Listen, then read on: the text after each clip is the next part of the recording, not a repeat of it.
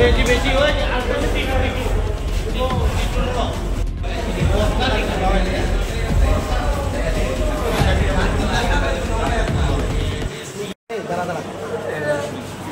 Sir এই দুর্ঘটনা কিভাবে হয়েছে বা কতজন এখন পর্যন্ত আহত হয়েছে হাসপাতালে এসে চিকিৎসা নিচ্ছে?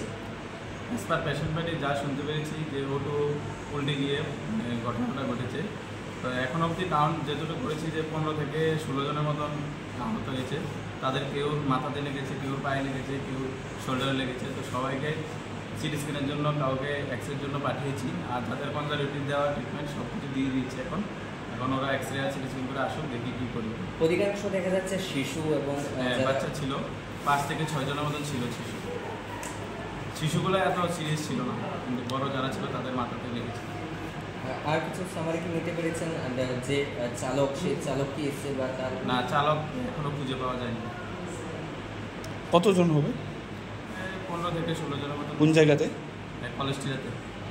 এক অটোতেই নাকি? এক অটোতেই ছিল। আমি মালবাহী মালবাহী ক্যান্টার ছিল। আমি